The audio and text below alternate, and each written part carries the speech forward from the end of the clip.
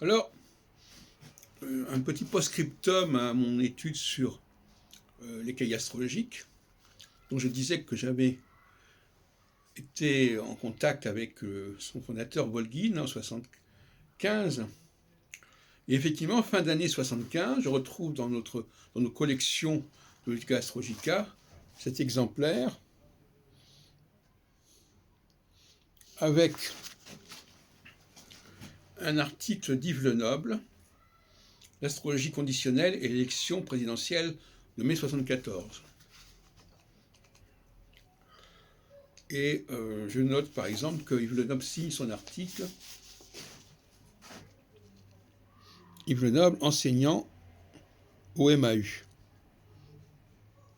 au mouvement astrologique unifié que j'avais créé. C'était avant la publication des Clés pour l'astrologie chez Segars en 1976, qui avait conduit Yves Lenoble à démissionner du mouvement astrologique.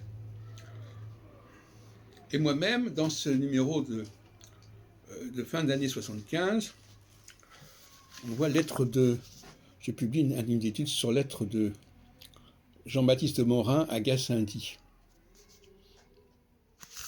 Mais on voit ma marque encore plus nette, qui montre bien que j'étais engagé dans l'histoire des cahiers astrologiques, puisque je signe également une rubrique dans le même numéro, 3 congrès d'astrologie européens, compte rendu par Jacques Heilbronn. Donc, effectivement, j'avais été recruté par Volgin, mais bien plus que ça,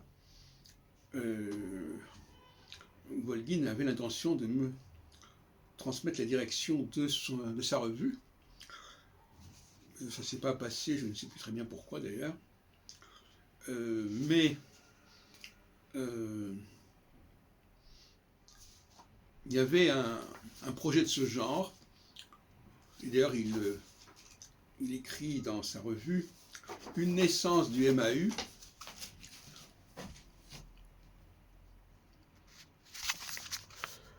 Le 12 juin 1975, sous la dynamique impulsion de son président fondateur Jacques Heilbronn, secrétaire général de l'ISAR, attention, puisque j'étais devenu aussi secrétaire général de l'ISAR, l'association internationale qui avait organisé le congrès à la Porte-Maillot, et ancien vice-président du Centre international d'astrologie, mouvement astrologique universitaire. Et voilà, bon, donc... et c'est le MAU qui a été chargé d'organisation des 2e journées internationales astrologiques de Paris du mois de décembre 1975, voilà, qui avait eu lieu, qui aura bien eu lieu d'ailleurs, avec une réponse collective avec notamment Ruperti et Brahi au manifeste de 175-185 contre l'astrologie qui était paru au mois de juin 1975. Voilà, donc voilà pour terminer. De toute façon, ces revues d'astrologie sont pleines d'informations précieuses, comme on l'a montré, en vous signalant donc l'article d'André Barbeau dans Astrologie moderne, le nom qu'avait pris la bulletin d'astrologie du Centre international d'astrologie, et avec sa mort de Staline.